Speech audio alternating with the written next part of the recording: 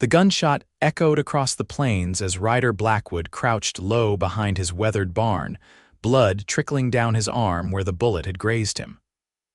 The year was 1878, and the Montana Territory was as unforgiving as it was beautiful.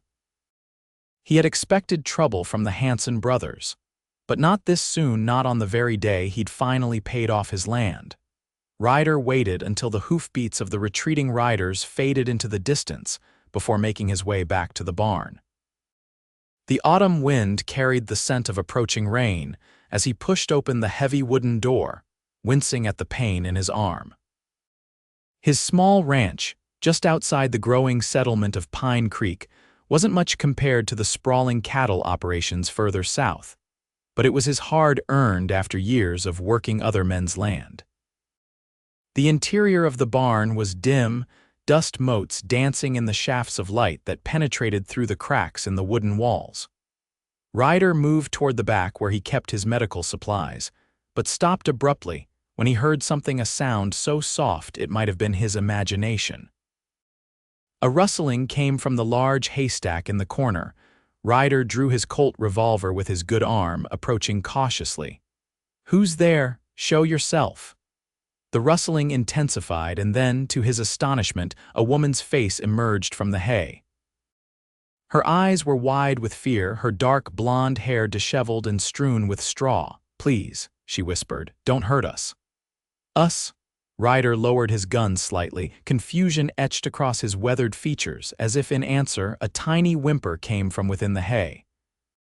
The woman shifted, revealing two small bundles held protectively against her chest infants, neither looking more than a few months old.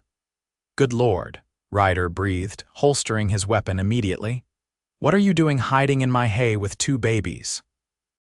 The woman's face was streaked with dirt and what looked like dried tears. Her dress, once fine by the looks of it, was torn and soiled. "They'll kill us if they find us," she said, her voice barely audible. "My husband's already dead. They took everything." Ryder's mind raced.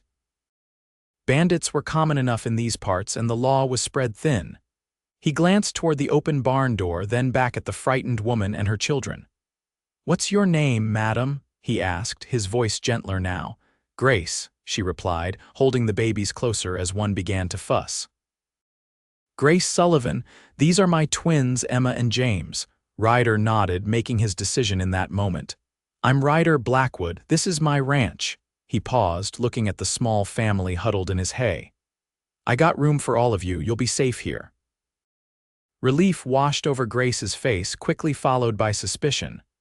"Why would you help us? You don't know me." "Because out here we help folks in need," Ryder said simply. "Now come on. There's a storm coming and you and those little ones need proper shelter." He extended his hand, noticing how she hesitated before finally reaching out to take it. Her fingers were cold, trembling slightly as he helped her to her feet. One of the babies, the boy, he guessed, began to cry in earnest. "He's hungry," Grace explained, swaying gently to quiet him. "They both are. We haven't had proper food since yesterday morning," Ryder nodded, feeling a surge of anger at whoever had put this woman and her children in such a desperate situation. "My house isn't much, but it's dry and warm. I've got fresh milk from my cow, and we can fix something for you to eat." Grace followed him out of the barn, clutching her babies tightly as the first fat raindrops began to fall from the darkening sky. Ryder led them quickly across the yard to his modest cabin, 2 rooms and a lean-to kitchen, built with his own hands 3 years prior. Inside, he busied himself lighting the stove and lamps while Grace settled on the single chair by the table, looking exhausted beyond words. "Here," he said, taking a clean blanket from a chest and spreading it on the floor near the stove. "Put the little ones down where it's warm. I'll get that milk." Grace carefully laid the twins on the blanket, and in the better light, Ryder could see just how tiny they were and how beautiful, despite their current distress. Both had wisps of blonde hair like their mother and round, pink cheeks now flushed with crying. As he warmed the milk and found a couple of clean rags that could serve as makeshift bottles, Ryder cast occasional glances at Grace. She was younger than he'd first thought, probably no more than 23 or 24, with features that would be striking if not marred by exhaustion and fear. Her hands, he noticed, bore no calluses. Not a rancher's wife, then. "Who's after you?" he asked finally, handing her the warm milk and rags. Grace expertly dipped the cloth into the milk and let the babies suckle the ends. "Men who worked for my husband," she said quietly. Robert was a banker in Helena. He uncovered something: embezzlement, fraud, I don't know exactly. He was going to report it to the authorities. Her voice broke. "They came to our home 3 nights ago. Robert told me to run to take the babies and hide." A tear slid down her cheek. "I heard the gunshot as I fled out the back." Ryder felt his jaw tighten. "And you've been on the run since then?" She nodded. "I had a horse, but it went lame yesterday. I've been walking, hiding wherever I could. I saw your barn." She looked up at him, her green eyes filled with a mixture of gratitude and lingering fear. "I didn't mean to trespass. I just needed somewhere to rest." "You did right," Ryder assured her, wincing slightly as he removed his jacket, the movement pulling at his wounded arm. Grace noticed immediately. "You're hurt." "It's nothing, just a graze." He attempted a reassuring smile. "Seems we both had unwelcome visitors today." Grace set the now quieter babies down and stood. "Let me help. It's the least I can do." Before he could protest, she was examining his arm with surprisingly competent hands. "You need this cleaned and bandaged properly. Do you have any whiskey? And clean bandages?" Ryder directed her to his meager medical supplies and sat patiently as she tended to his wound. Her touch was gentle but sure, and he found himself studying her face as she worked the small furrow between her brows as she concentrated, the curve of her lips as she murmured reassurances. "You've done this before," he observed. "My father was a doctor in St. Louis," she explained, carefully wrapping a bandage around his arm. "I helped in his practice sometimes." A shadow crossed her face. "Before I married Robert and moved west." When she finished, Ryder thanked her and set about preparing a simple meal: beans, salt pork, and the last of yesterday's bread. They ate in relative silence, both casting frequent glances at the sleeping infants. "They can't be more than 3 months old," Ryder said finally. 10 weeks, Grace confirmed, a hint of pride breaking through her weariness. "They were born on the 4th of July. Robert was so proud." Her voice trailed off and she looked down at her plate. Ryder felt an unexpected surge of protectiveness. "You can stay here as long as you need," he said firmly. "Nobody will look for you on a small ranch like this, and if they do—" His hand moved instinctively to his gun. Grace looked up, studying him intently. "Why would you risk yourself for strangers?" Ryder considered the question. 6 years in these territories had taught him caution, but something about this woman and her children stirred memories of another time, another life before the war, before he'd ridden west with nothing but nightmares and a restless spirit. "Because it's the right thing to do," he said simply. "And because I know what it's like to have nowhere to go." Outside, the rain began to fall in earnest, drumming against the roof of the cabin. Inside, a tentative trust began to form between two strangers brought together by circumstance and the harsh realities of frontier life.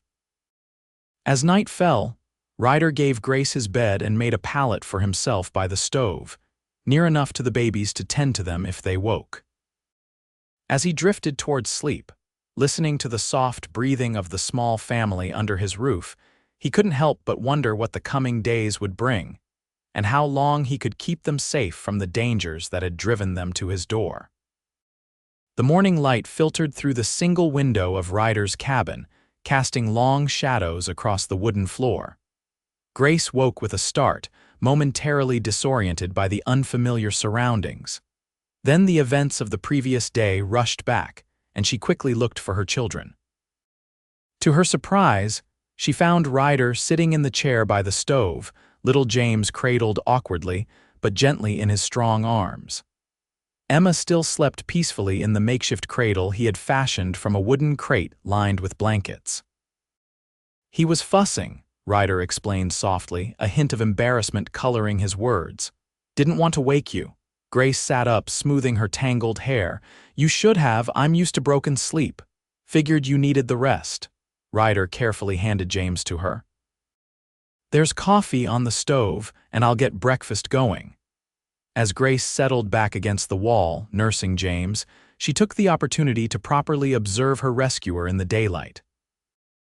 Ryder Blackwood was tall, with broad shoulders and the lean, muscular build of a man who worked hard for his living. His face was tanned from years under the sun, with lines at the corners of his eyes that suggested he was in his early 30s. His hair was dark brown in need of a trim, and a short beard covered his jaw. But it was his eyes that caught her attention, deep blue and watchful, carrying both kindness and a hint of old sorrows. "How long have you been out here?" she asked as he cracked eggs into a pan. "Built this place 3 years ago," he replied, "but I've been in the Montana Territory since '72. Worked as a ranch hand, saved up for my own spread." He gestured vaguely toward the window. "It's not much, 40 acres, a few cattle, some crops, but it's mine. You're here alone." A shadow crossed his face. "Just me." Grace wanted to ask more but sensed his reluctance. Instead, she switched Emma for James, allowing her daughter to nurse while her son dozed off. "I need to go into town today," Ryder said, serving up the eggs and sitting across from her. "We need supplies, and I should check if there's any news that might concern you." Fear flashed across Grace's face. "What if someone recognizes you as my helper?" Pine Creek's a small settlement, 20 miles from here. "I doubt news from Helena has reached them yet, and even if it has, no one would connect you to me." He took a sip of coffee. "But you and the little ones should stay out of sight, just to be safe." Grace nodded, though the thought of being alone sent a jolt of anxiety through her. "What about the men who shot at you yesterday, the Hanson brothers?" Ryder grimaced. "Local troublemakers. They want my water rights, been pressuring me to sell. When I refused, they tried to scare me off." He flexed his injured arm. "They're cowards at heart, shoot from a distance, then run. They won't be back for a while."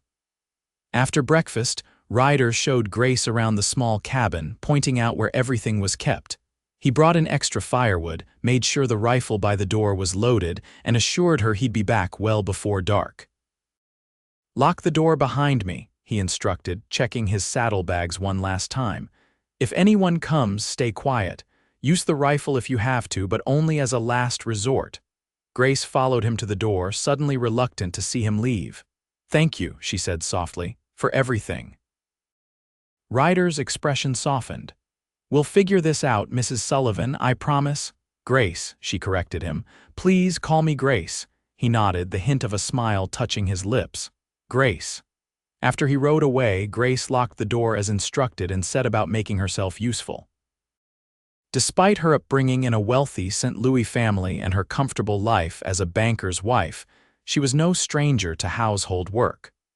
Her father had believed in practical education, and the last 3 days on the run had quickly dispensed with any remaining delicacy. She washed the breakfast dishes, tidied the small cabin, and even found time to mend a shirt of Ryder's that had been thrown over the back of a chair, torn at the shoulder. The twins, content after their morning feeding, napped in their makeshift cradle, allowing her a rare moment of quiet reflection. Grace's thoughts turned to Robert, his kind face, his ambitious nature, his pride when the twins were born. Tears welled in her eyes. They had been married for barely 2 years, and now he was gone, his life ended because of his sense of justice and honesty. The pain of his loss was still raw, compounded by the terror of her flight and the responsibility of keeping their children safe. She wondered about the men pursuing her.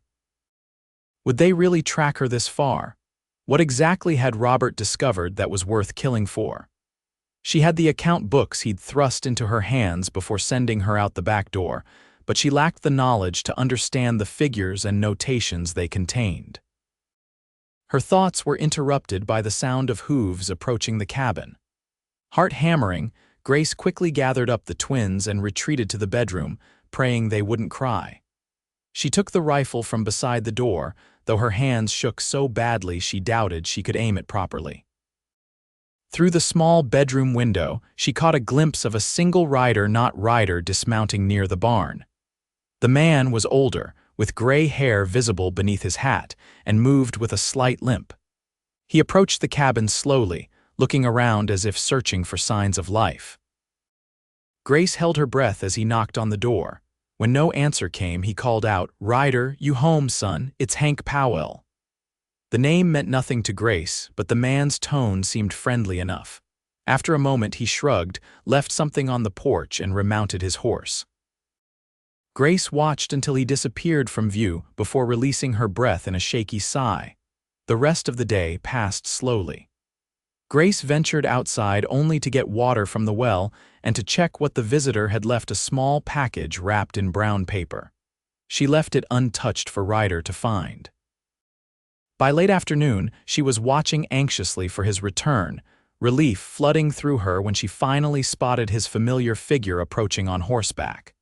She unlocked the door before he reached it, surprising him with her eagerness. "Everything all right?" He asked immediately, scanning her face for signs of trouble. "Yes," she assured him. "Though you had a visitor, an older man named Hank Powell, he left that package." Ryder nodded, relaxing slightly. "Hank's my nearest neighbor, lives 3 miles east. Probably just dropping off some coffee beans his wife roasts." He untied several parcels from his saddle. "Help me get these inside." Together they brought in the supplies: flour, sugar, salt, coffee, tobacco, ammunition, and to Grace's surprise, fabric, thread, and a pair of tiny ready-made garments suitable for the twins. "I didn't know what they might need," Ryder explained awkwardly when she held up the small clothes.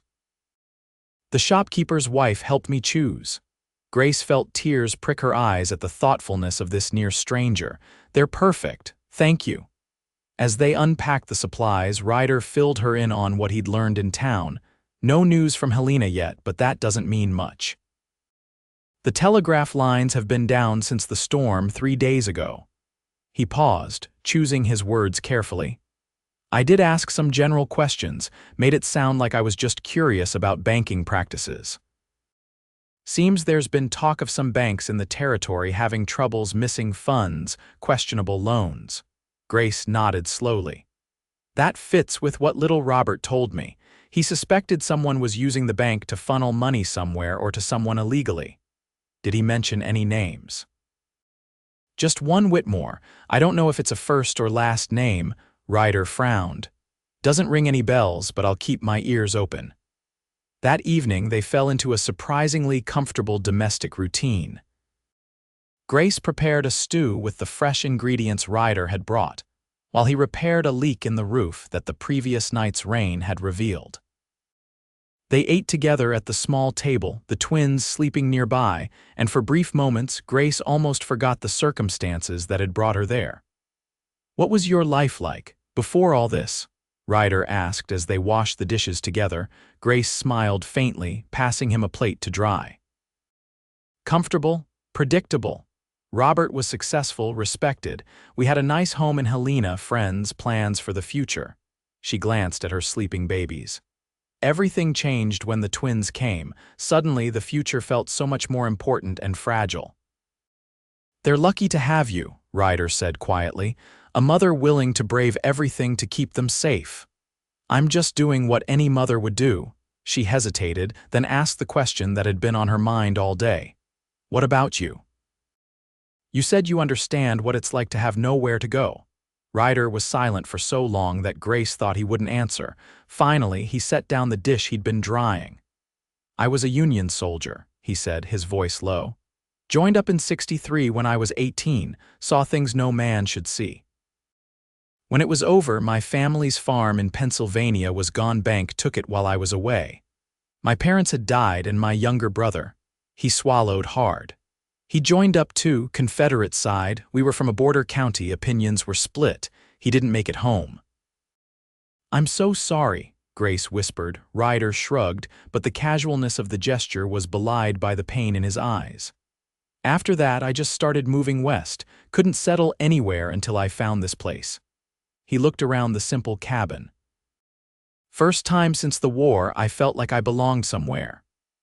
Grace understood then why he'd taken in 3 strangers without hesitation. This man who had lost everything knew the value of sanctuary, of a helping hand when the world turned cruel.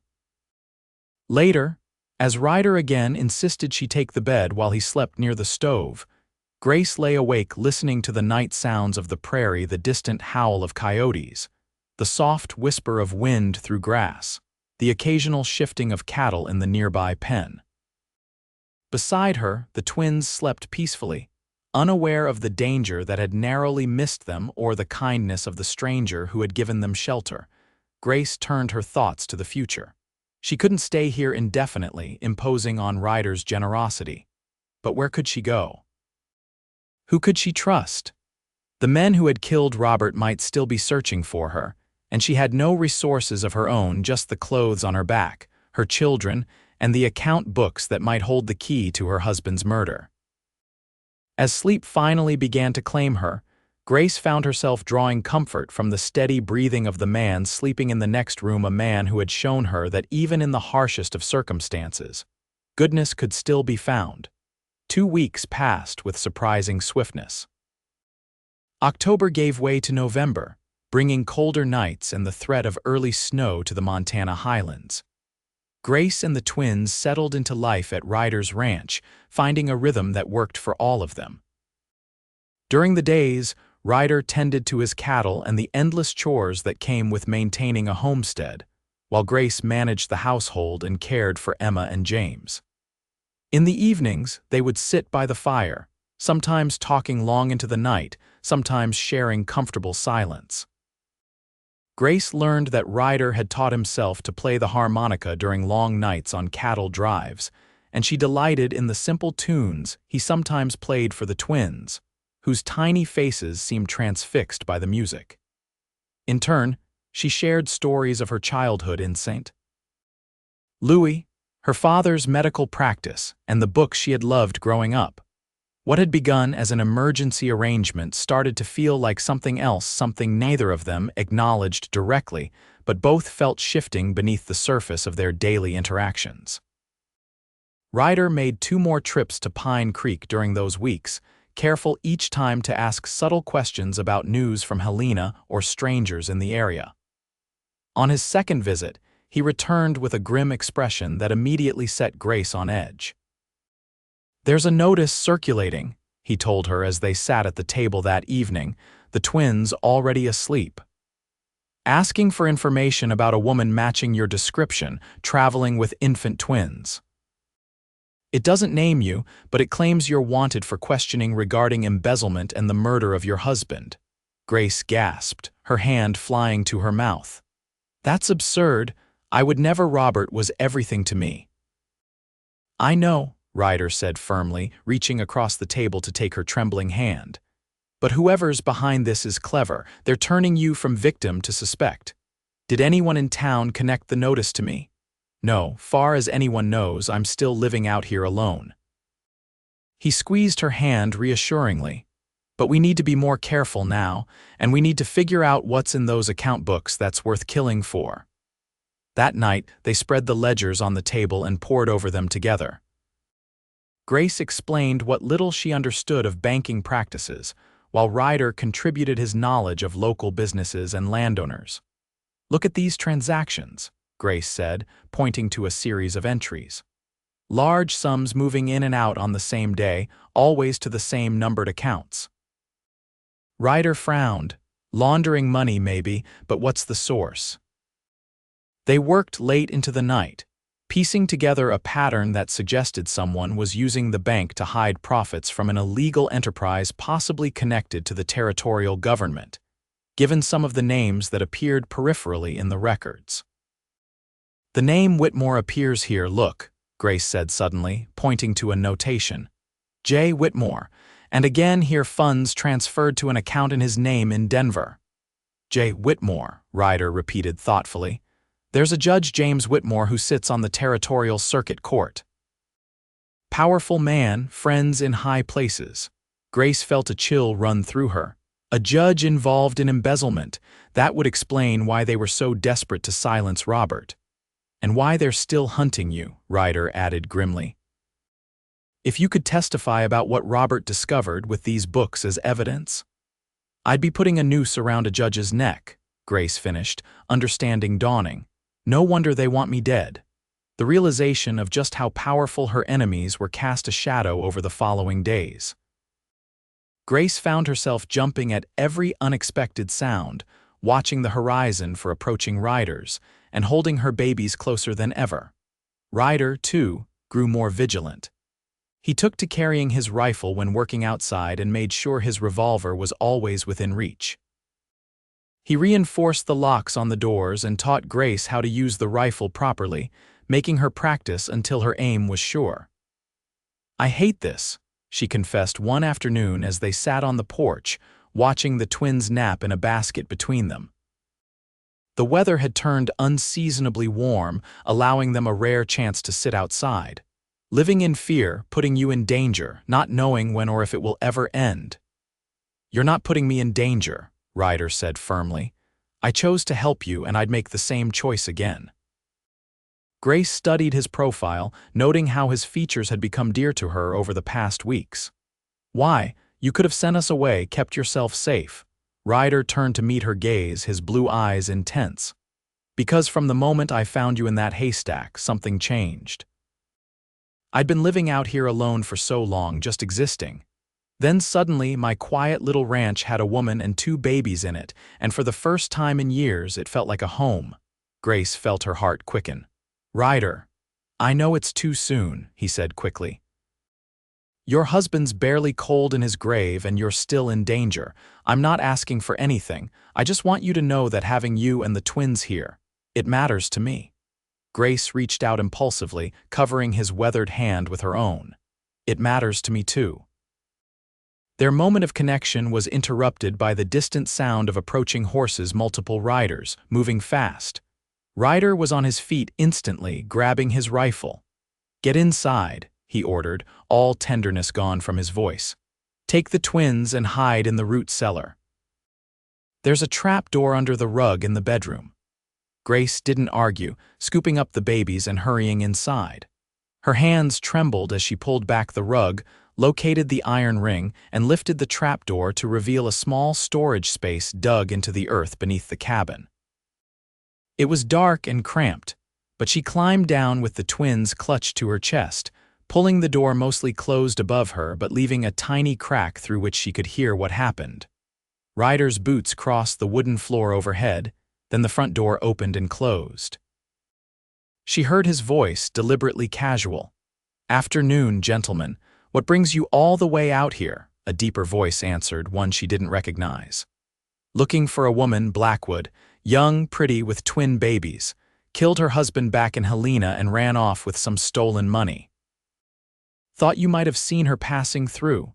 "Can't say that I have," Ryder replied evenly. "Don't get many travelers out this way, especially not women with babies. Mind if we look around?" Another voice, sharper, more authoritative. "Actually, I do mind. This is private property. We're acting under authority of Judge Whitmore of the Territorial Court." The sound of rustling paper. "Got a warrant right here." Grace felt her blood run cold at the mention of Whitmore's name.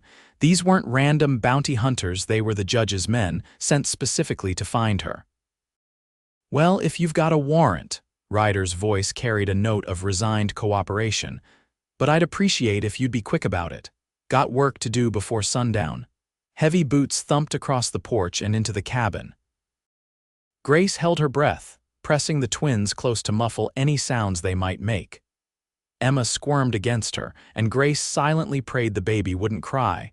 She could hear the men moving through the small cabin, opening cupboards, checking the bedroom. "Place is barely big enough for one person," someone commented. "Don't see how he could hide anyone here." "Check the barn and outbuildings," the authoritative voice ordered, "and the root cellar if he's got one." "Under the bedroom," Ryder said, his voice closer now. "But it's just potatoes and preserves down there." Grace's heart pounded so loudly she was certain they would hear it. The trap door above her creaked slightly as someone knelt beside it. She pressed herself deeper into the shadows, one hand gently covering Emma's mouth. The trap door lifted and light flooded the small space. Grace froze, not daring to breathe as a man's face appeared in the opening, his eyes scanning the dimness below. She was tucked into the farthest corner, hidden by shadows and a stack of burlap sacks, but one sound from the twins would give them away. "Nothing but spuds and dust," the man called back, letting the door fall shut again. Grace nearly collapsed with relief, her legs trembling so badly she had to lean against the earthen wall for support. Above, she could hear the men finishing their search, their boots scuffing across the floorboards. "Satisfied?" Ryder asked, his tone carefully neutral. "For now," the leader replied, "but we'll be watching the roads. $500 reward for information leading to her capture. You see anything Blackwood, you let Sheriff Daniels in Pine Creek know." "Will do," Ryder assured them. "Good luck with your search." Grace waited, counting her heartbeats as the men mounted up and rode away. Even after their hoofbeats faded, she remained frozen in place, afraid to move until she was certain they were truly gone. Finally, the trap door lifted again, and Ryder's face appeared, drawn with concern. "They're gone," he said softly. "Are you all right?" Grace nodded, unable to speak past the lump in her throat. Ryder reached down to help her up, lifting first the twins and then her into the safety of the cabin. Once on solid ground, her composure broke, and she began to shake uncontrollably. Ryder pulled her into his arms, twins and all, holding her steady as silent tears slid down her cheeks. "It's all right," he murmured against her hair. "You're safe, we're all safe." "They'll come back," Grace whispered, her voice breaking. "They won't stop looking." Ryder drew back slightly, his hands coming up to frame her face, thumbs gently wiping away her tears. "Then we need to stop running and start fighting back," he said firmly.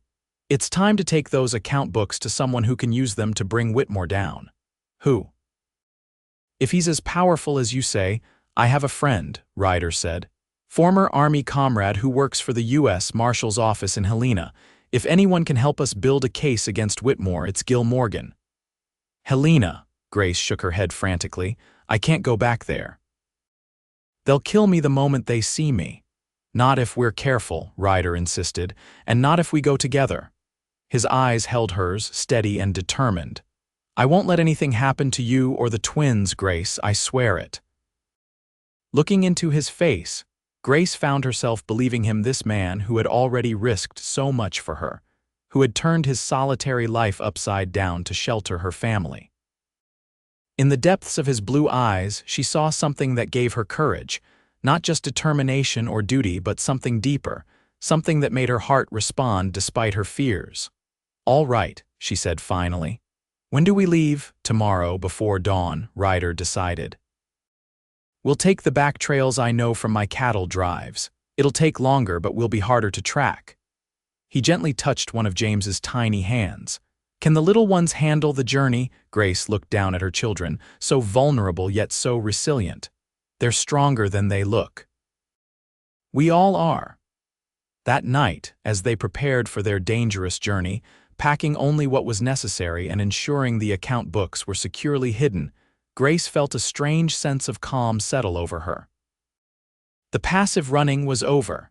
Now they were moving with purpose, toward a resolution rather than away from danger, and she was no longer alone. Whatever came next, she would face it with Ryder Blackwood at her side, a man who had offered room in his home, and though neither had spoken it aloud, room in his heart as well. The pre-dawn air bit with November chill as Ryder helped Grace and the twins onto his most reliable horse, a steady chestnut, gelding named Rusty. They had spent much of the night preparing packing provisions, planning their route, and ensuring the twins would be warm enough for the journey. Grace had fashioned a sling that allowed her to carry both babies securely against her chest, leaving her hands relatively free. "We'll follow Cottonwood Creek for the first 10 miles, Ryder explained as he mounted his second horse, a younger bay he called Scout. "It'll keep us off the main trails and provide water. Then we'll cut through Blackfeather Pass. It's steep but rarely used this time of year." Grace nodded, adjusting her shawl to better protect the twins from the biting wind. They were both remarkably quiet, as if sensing the gravity of the situation. "How long to Helena?" she asked, her breath forming small clouds in the cold air. "4 days if the weather holds. Maybe 5. Ryder glanced at the eastern horizon, where the first hint of dawn was beginning to lighten the sky. "We should reach my friend Tom Watkins's place by nightfall. He'll give us shelter, no questions asked." With one last look at the small ranch that had been their sanctuary, they set off, riding single file along the creek bed. Grace found herself torn between fear of what lay ahead and a strange sense of loss at leaving the place where she had begun to rebuild her shattered life. The day passed slowly, each mile taking them deeper into wilderness and further from pursuit. Ryder set a careful pace, mindful of Grace and the twins. They stopped frequently to rest the horses and tend to the baby's needs. Despite the circumstances, Grace found unexpected moments of beauty in their journey, sunlight filtering through golden aspen leaves, a red-tailed hawk soaring overhead, the rhythmic sound of the horses' hooves on the forest floor. By late afternoon, the twins were growing fussy, and Grace herself was exhausted from the tension and physical strain of the ride. Ryder noticed immediately. "There's a sheltered spot just ahead," he said, pointing to a small clearing beside the creek. "We'll rest there for a bit before the final push to Tom's place." They dismounted in the clearing, and Ryder quickly gathered wood for a small fire while Grace attended to the twins. Once the fire was crackling, providing much-needed warmth, Ryder produced jerky, dried apples, and a canteen of water from his saddlebags. "Not much of a meal," he apologized, "but it'll keep our strength up." Grace accepted the food gratefully. "After 3 days hiding in haystacks and barns, this feels like a feast." They ate in companionable silence, watching the shadows lengthen across the clearing. The twins, fed and changed, dozed contentedly in Grace's lap. "They're good travelers," Ryder observed, his expression softening as he watched the sleeping infants. "They've had practice," Grace replied with a sad smile. "More than babies their age should." Ryder's hand covered hers, warm and reassuring. "They won't remember any of this. By the time they're old enough for memories, they'll be safe with a proper home and a normal life." "I hope you're right." Grace turned her hand to clasp his. "Thank you, Ryder, not just for the help but for believing in me, in us." Their eyes met across the small fire, and Grace felt that now familiar flutter in her chest, inappropriate perhaps, given her recent widowhood and their precarious situation, but undeniable nonetheless. The moment was broken by a distant sound, hoofbeats, approaching fast. Ryder was on his feet instantly, dousing the fire with dirt. "Get the twins," he ordered quietly. "Into the trees now." Grace gathered the babies and hurried to the edge of the clearing where the underbrush was thickest. Ryder followed with the horses, leading them deeper into the woods until they were well hidden from the trail. "Stay here," he whispered, drawing his revolver. "I'll see who it is." Grace nodded, her heart pounding as Ryder slipped away through the trees. She pressed herself against the rough bark of a pine, willing the twins to remain quiet. James stirred slightly but didn't wake. Minutes stretched like hours as she waited, straining to hear anything beyond the rustle of leaves and the distant gurgle of the creek. Finally, footsteps approached a single person moving cautiously. "Grace," Ryder's voice, pitched low but unmistakable, she nearly sagged with relief. "Here." He appeared through the trees, his expression grim. Riders on the trail, 3 men, armed, moving fast. "Could be coincidence, but I don't like it." "Whitmore's men?" "Can't be sure, but we shouldn't take chances. Tom's place is still 5 miles off." He glanced at the darkening sky. "We'll have to travel by night." Grace nodded, though the thought of navigating unfamiliar terrain in darkness with 2 infants terrified her. "Whatever you think is best." They waited until full darkness descended before venturing back to the trail. Ryder led them on a circuitous route, twice fording the creek to break their trail and keeping to rocky ground where hoofprints wouldn't show. The night was clear but moonless, making progress slow and treacherous. The twins, perhaps sensing the tension, remained remarkably quiet, only occasionally whimpering when the journey became particularly rough. Grace's body ached from hours in the saddle, and exhaustion made her dizzy, but she pushed through, focusing on Ryder's broad back ahead of her and the precious weight of her children against her chest. It was well past midnight when they finally spotted the dim glow of a cabin window through the trees.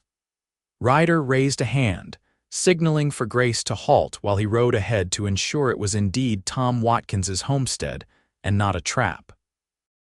Grace waited anxiously, one hand on the revolver Ryder had insisted she carry.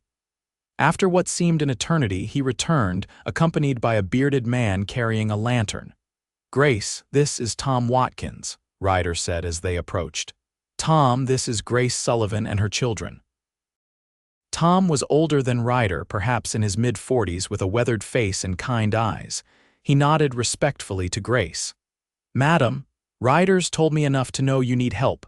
My home is yours for as long as you need it." "Thank you," Grace said, her voice cracking with exhaustion and gratitude. Tom's cabin was larger than Ryder's, with 2 proper bedrooms and a spacious main room. A woman with silver-streaked dark hair waited inside, immediately taking charge of getting Grace and the twins settled. "I'm Sarah," she introduced herself, helping Grace remove her travel-stained cloak. "Tom's wife. Let's get you and these little ones warm and fed." While Sarah bustled about preparing a late meal and heating water for washing, Tom and Ryder spoke in low voices by the fire. Grace caught fragments of their conversation, mentions of riders in the area, concerns about the trail ahead, plans for reaching Helena safely. After a simple but nourishing meal of venison stew and cornbread, Sarah showed Grace to a small bedroom where a trundle bed had been prepared for the twins.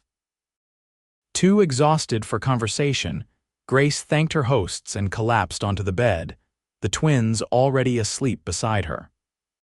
She was vaguely aware of Ryder checking on them before she drifted off, his gentle touch on her shoulder and whispered sleep, well, the last things she registered before exhaustion claimed her. Morning came too quickly. Grace woke to sunlight streaming through unfamiliar curtains and the smell of coffee and frying bacon. For a moment, disorientation gripped her, then memory returned the flight from Ryder's ranch, the long ride, Tom and Sarah Watkins's hospitality. The twins were stirring beside her, their tiny faces scrunching as they prepared to demand their morning feeding. Grace attended to them quickly, then made her way to the main room where she found Ryder and Tom poring over a map spread on the rough-hewn table. "There you are," Sarah greeted her warmly from the stove. "Was beginning to think you'd sleep the day away, and who could blame you? Sit down, have some breakfast." Grace settled at the table, balancing James on her lap while Emmer rested in a basket Sarah had provided. Ryder looked up from the map, his eyes softening as they met hers. "How are you feeling?" he asked. "Better," Grace admitted, "though I'm not looking forward to another day in the saddle." Tom folded the map decisively. "You won't have to, at least not today. Ryder and I have been talking." There were more riders on the trail last night, armed men asking questions at farms along the way to Helena. "They're looking for us," Grace stated, her appetite suddenly gone.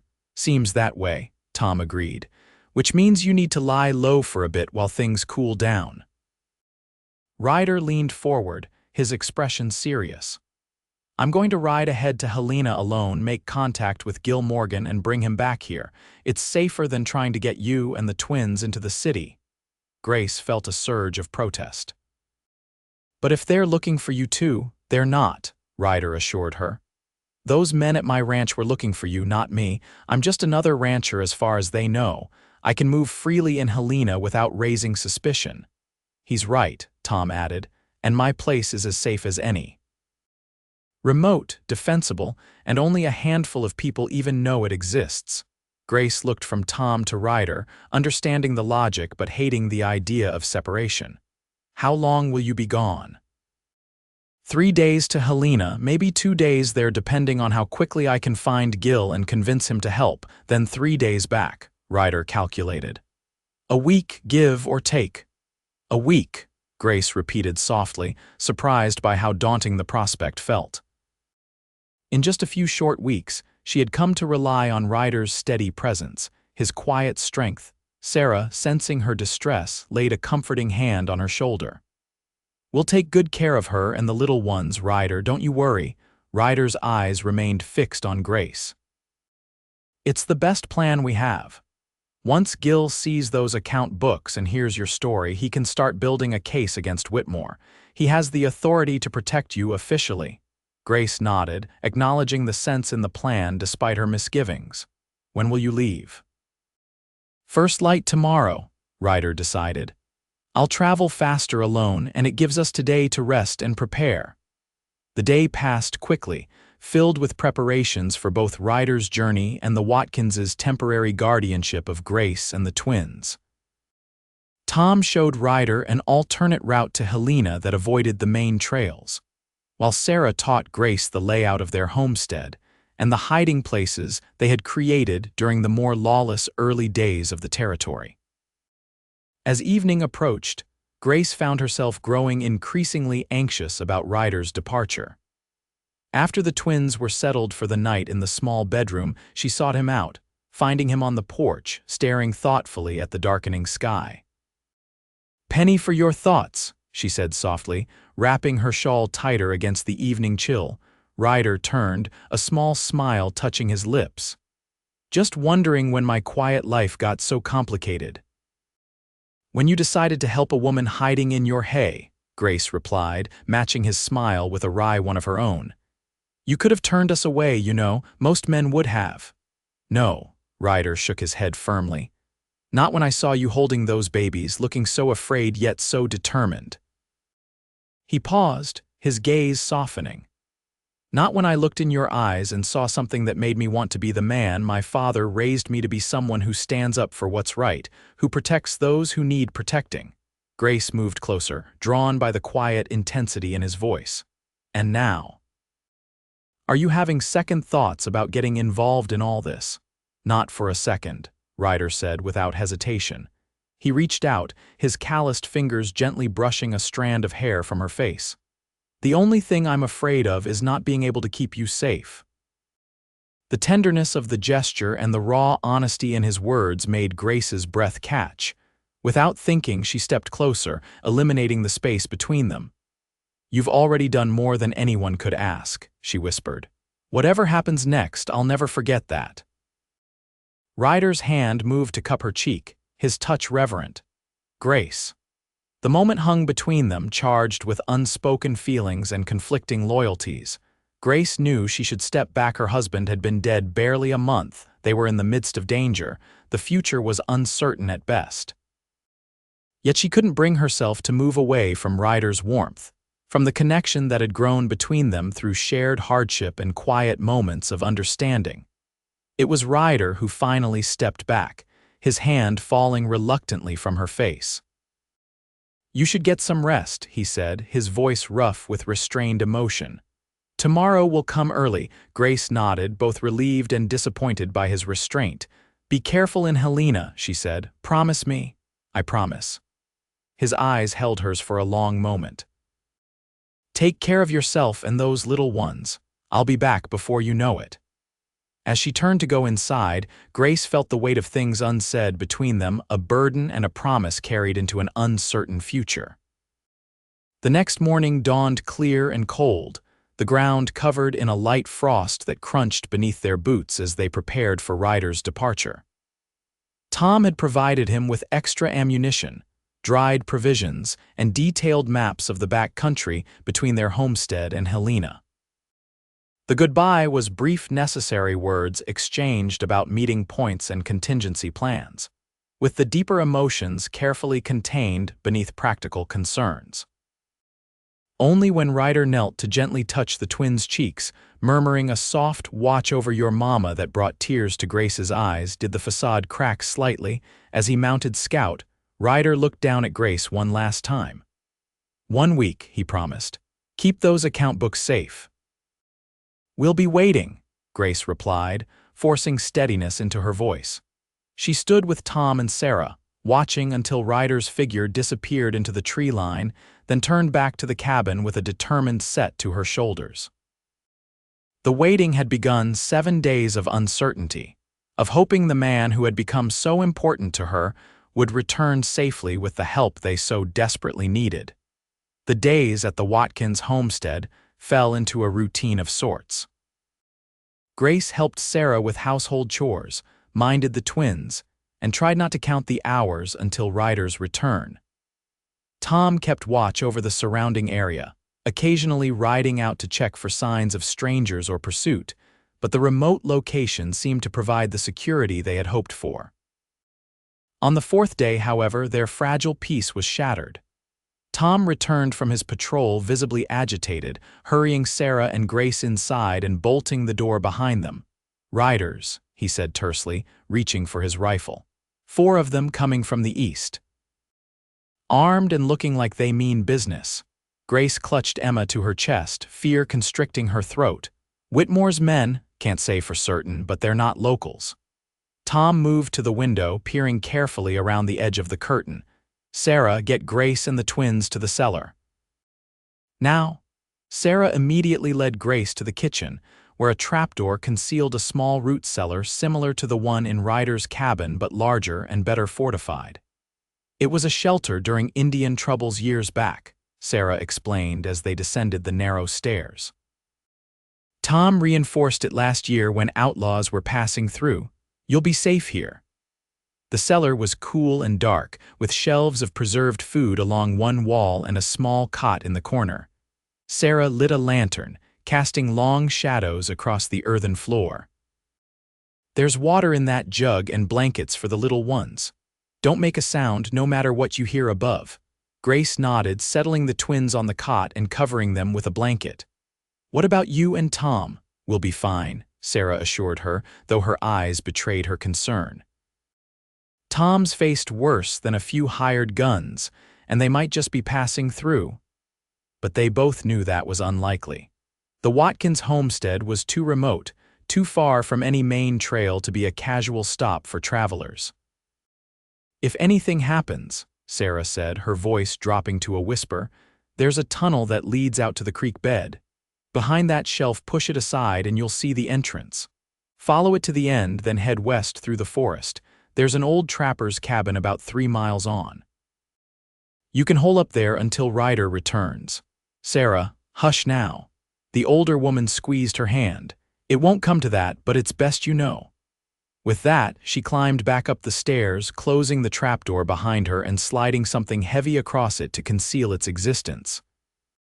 Grace sat on the edge of the cot, one hand resting protectively on her sleeping children, the other gripping the small revolver Ryder had given her.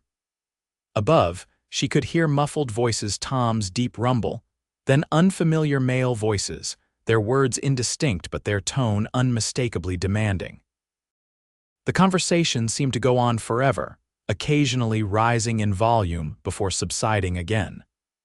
Grace strained to hear, to understand what was happening, but the earthen walls of the cellar muffled everything to near incoherence. Then came a sound that froze her blood, a gunshot, followed by a woman's scream. "Sarah!" Grace was on her feet instantly, the revolver clutched tightly in her trembling hand. More shouting followed, then the heavy thud of boots across the floor above. Someone was searching the cabin. The twins, startled by the noise, began to whimper. Grace quickly gathered them up, one in each arm, and back toward the shelf Sarah had indicated. She had to make a terrible choice: stay hidden and hope the cellar remained undiscovered, or flee through the tunnel with no guarantee of safety on the other side. The decision was made for her when she heard heavy furniture being moved overhead, someone systematically checking for hiding places. With her heart pounding in her ears, Grace managed to shift the shelf just enough to reveal a narrow opening in the wall. She slipped through with the twins, pulling the shelf back into place behind her as best she could with her elbow. The tunnel was low and cramped, forcing her to crouch as she hurried forward, guided only by the faint light filtering through from the cellar behind her. The twins, sensing her fear, had gone eerily quiet, their tiny bodies tense against her chest. She had gone perhaps 20 yards when she heard the splintering crash of the trapdoor being discovered and forced open. Male voices echoed through the tunnel, followed by cursing and the scuffing of boots as someone entered the cellar. "The shelf's been moved," a voice called. "There's a tunnel." Grace quickened her pace, stumbling in the darkness, her lungs burning with the effort of running while crouched low. Behind her, light flared as her pursuers entered the tunnel with lanterns.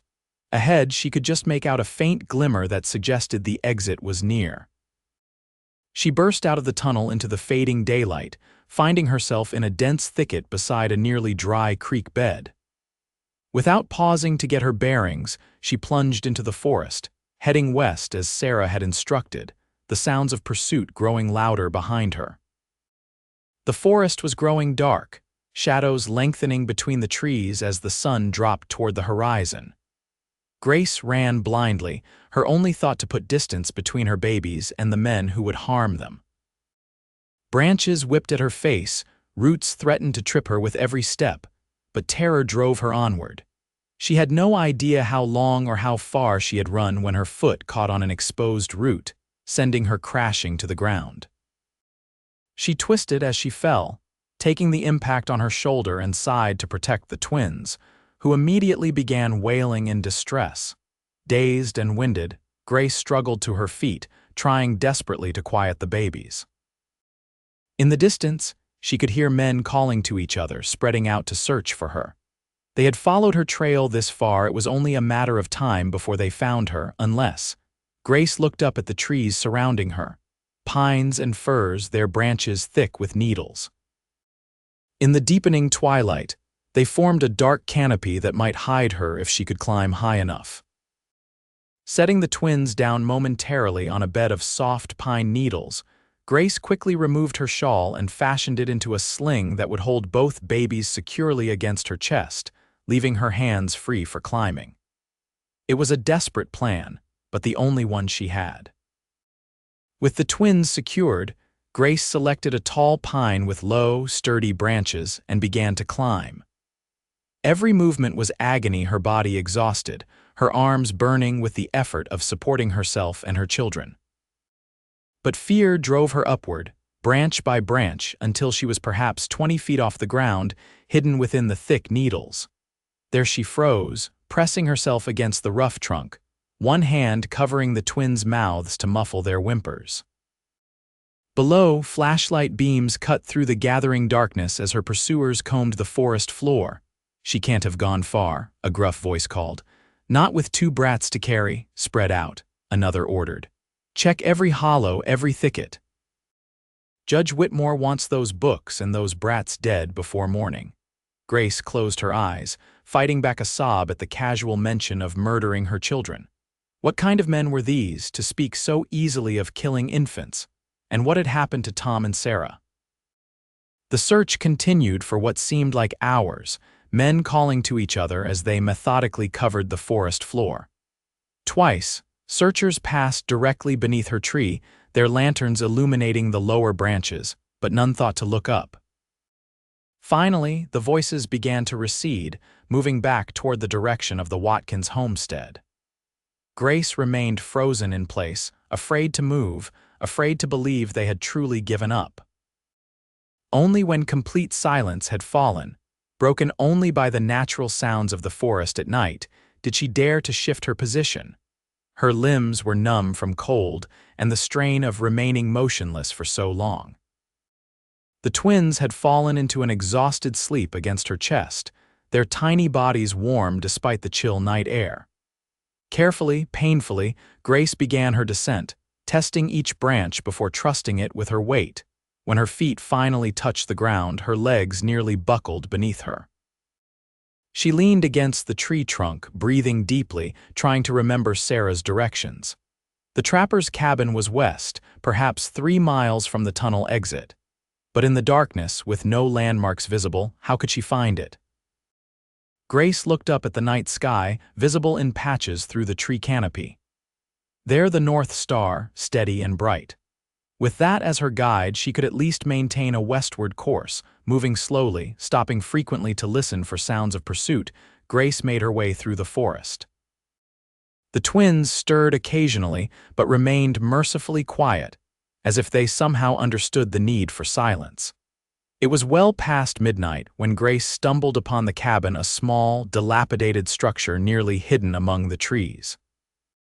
For a moment she hesitated, terrified it might be occupied or, worse, a trap set by her pursuers. But the windows were dark, the clearing around it silent. She approached cautiously, circling the structure once before trying the door.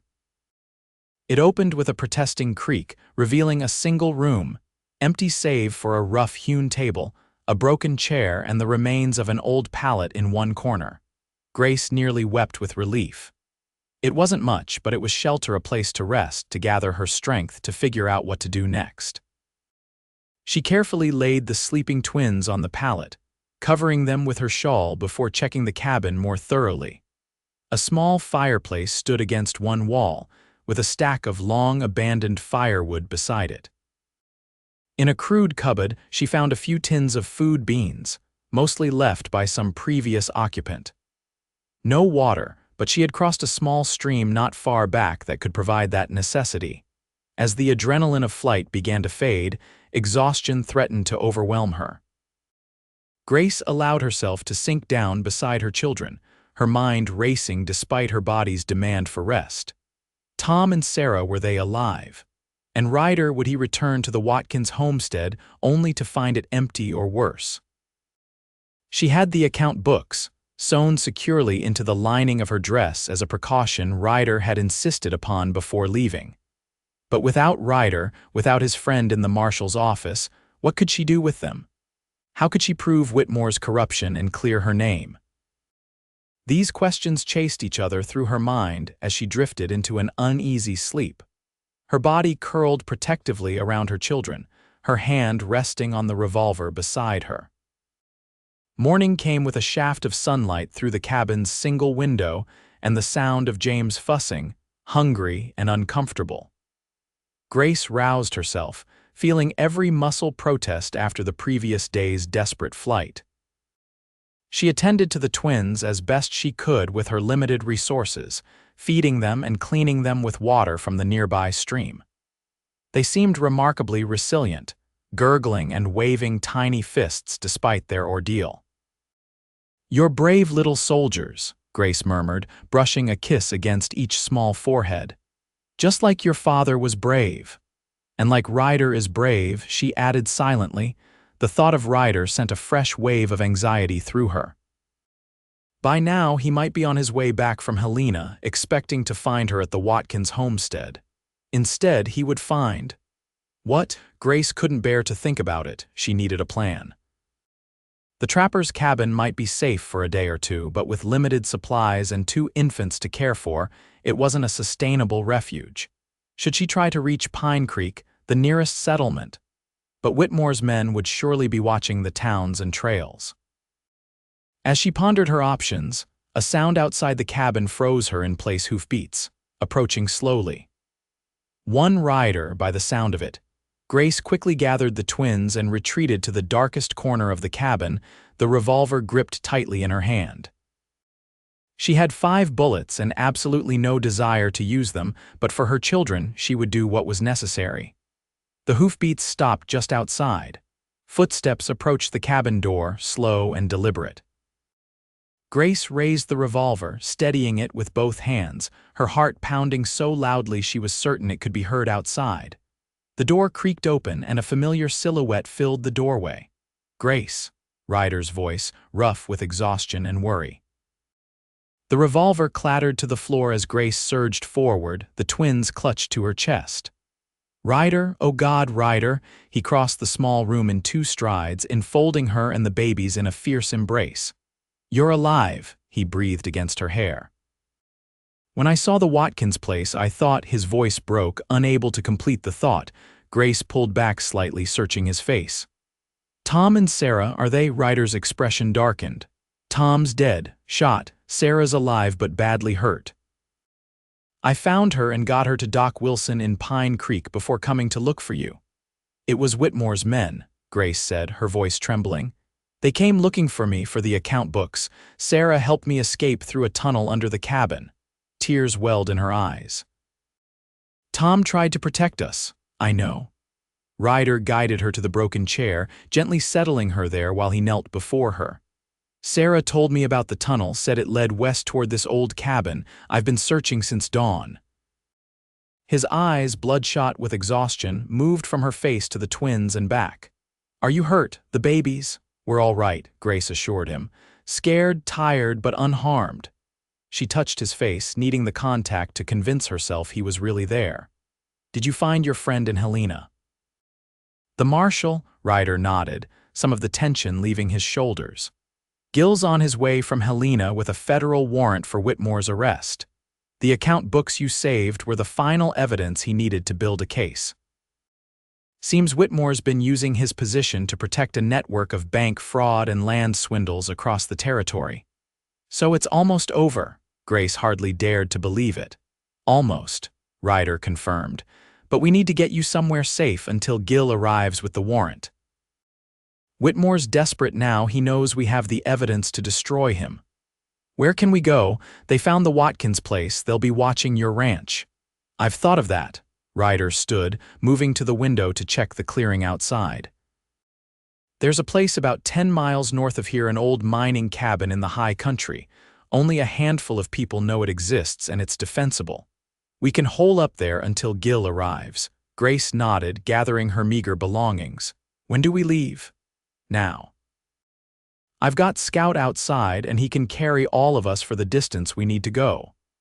He helped her secure the twins in the makeshift sling, then cupped her face in his hands, his eyes intense. We're going to make it, Grace, I promise you. The journey to the mining cabin was slow and cautious, with Ryder frequently doubling back or taking circuitous routes to ensure they weren't followed. Scout carried their combined weight stoically, though Grace could feel the strain on the animal as they climbed higher into the mountains. By late afternoon, they reached their destination, a solid log structure nestled against a rocky outcropping, with a clear view of the valley below. Inside, it was surprisingly well maintained, with a sturdy table, chairs, a cast iron stove, and even a proper bed frame with a straw mattress. Gil and I use it sometimes for hunting trips, Ryder explained as he stabled Scout in the small lean-to beside the cabin.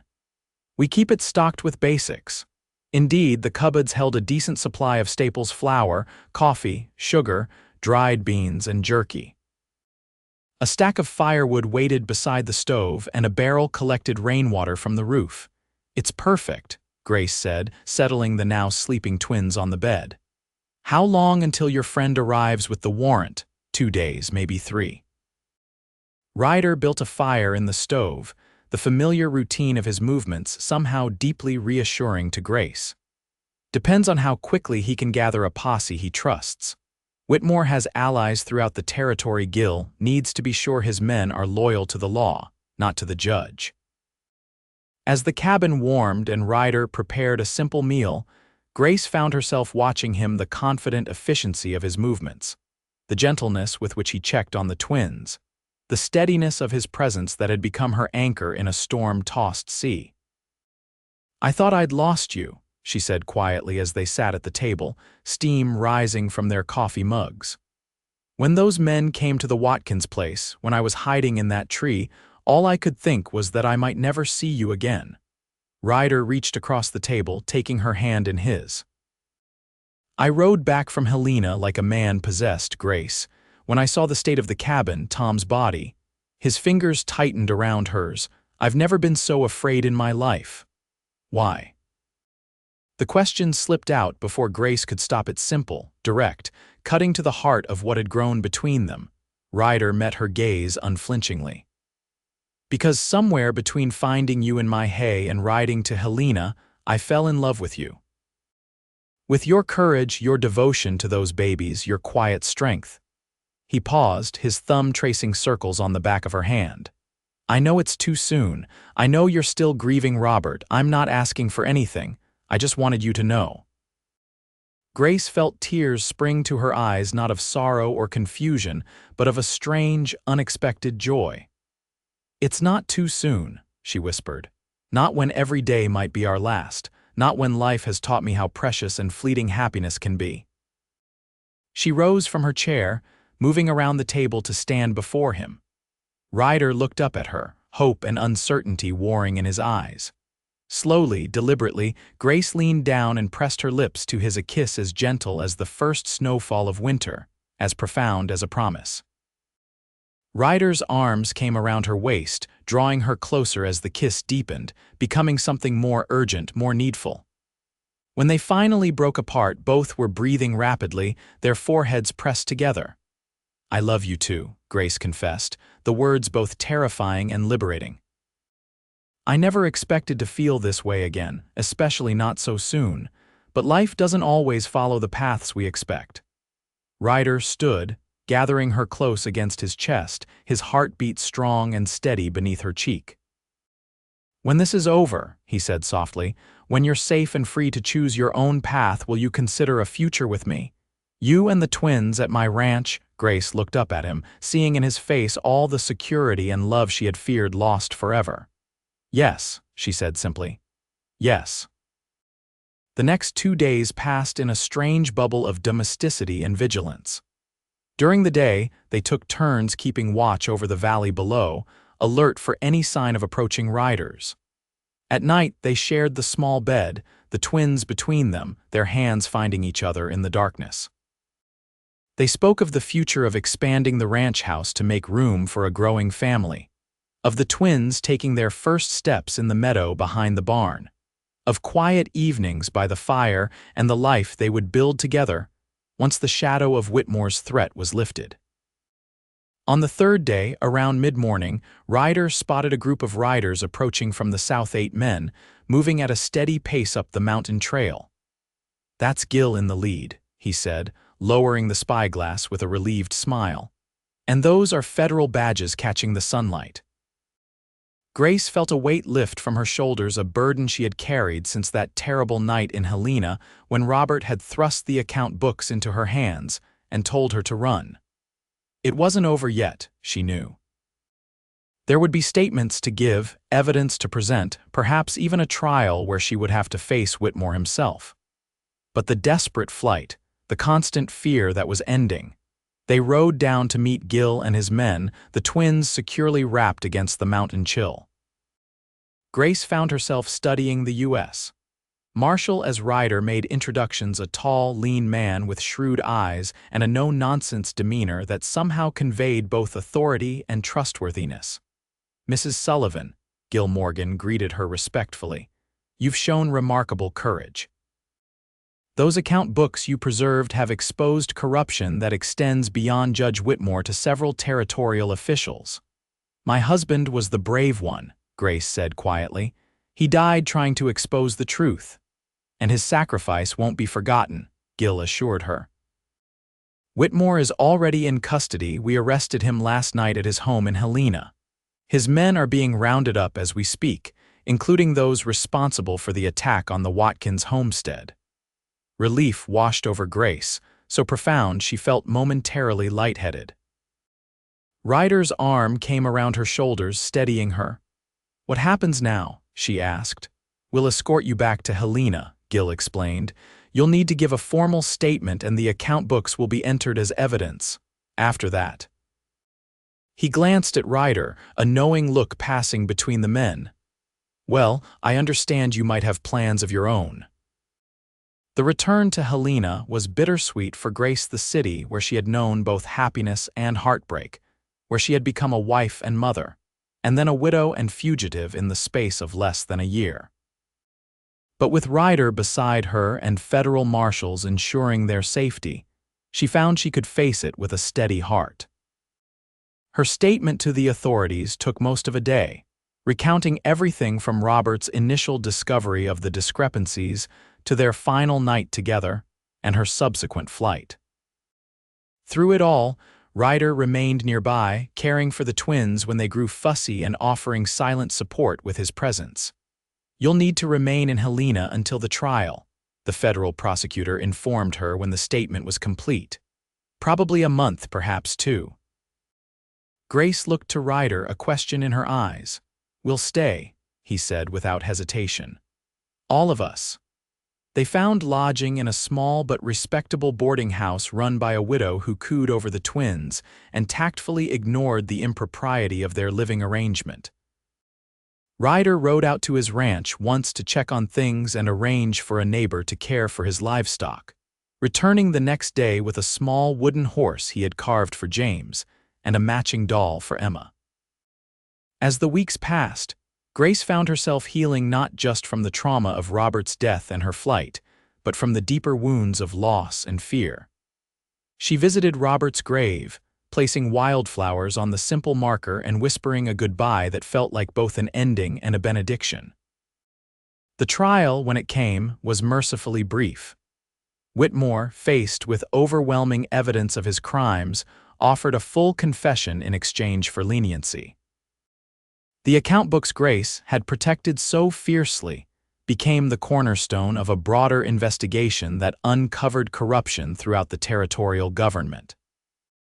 On a bright December morning, with snow dusting the streets of Helena, Grace stood on the courthouse steps beside Ryder, the twins bundled warmly in his arms, and listened as Gil Morgan officially informed her that she was free to go, all charges withdrawn, her name cleared, justice served as well as the law could manage. "What now?"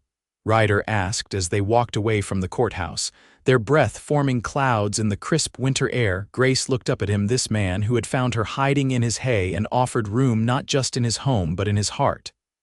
"Now we go home," she said simply. They were married 2 days later in a small ceremony at the boarding house, with Gil Morgan standing as witness and the twins gurgling happily in the arms of the landlady. Grace wore a simple blue dress she had sewn herself during the long weeks of waiting, and Ryder had somehow procured a proper suit for the occasion, looking both handsome and slightly uncomfortable in the formal attire. The journey back to the ranch was taken at a leisurely pace, with frequent stops to rest and care for the twins. As they crested the final rise and the small homestead came into view, Grace felt a surge of emotion, not the fear and desperation that had marked her first arrival, but a profound sense of homecoming. Ryder reined in the horses, turning to look at her with a question in his eyes. "Happy?" Grace gazed at the modest cabin nestled against the backdrop of mountains, smoke rising from the chimney where a neighbor had thoughtfully lit a fire in anticipation of their return. In her arms, Emma and James slept peacefully, their tiny faces flushed with health and security.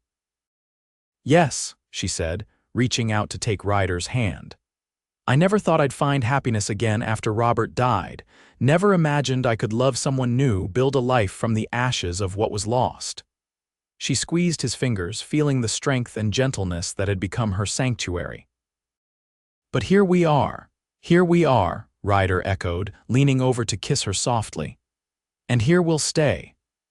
As they approached the cabin, their home, Grace remembered that first desperate day, hiding in the hay with her babies, certain that safety and happiness were lost to her forever. And she remembered the words that had changed everything, spoken by a dusty cowboy with kind eyes and a heart big enough to take in 3 strangers without hesitation. "I got room for all of you." He had meant the words literally, then space in his small cabin for a woman and her twins. But over the weeks and months that followed, those words had taken on a deeper meaning. Room in his life, room in his future, room in his heart. And in that room, Grace and her children had found not just shelter but a home, not just safety but love, not just an ending but a beginning. As winter gave way to spring, the small ranch flourished under their combined care. Ryder built in addition to the cabin 2 new rooms to accommodate their growing family.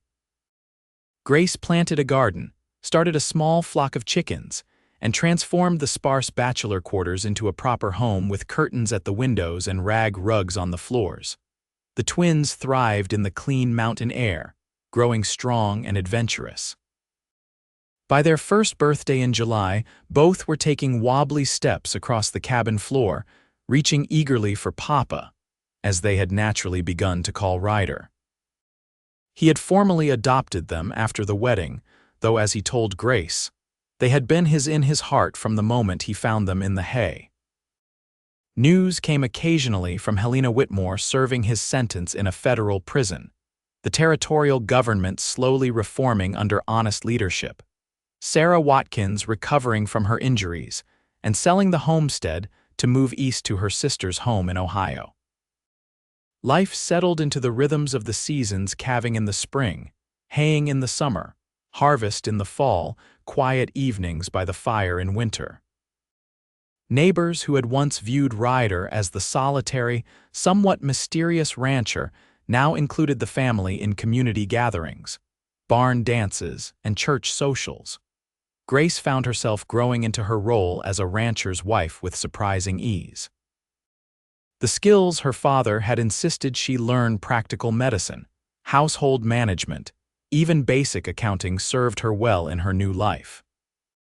And the strength she had discovered within herself during those desperate days on the run remained, tempered now by security and happiness, but no less fundamental to who she had become.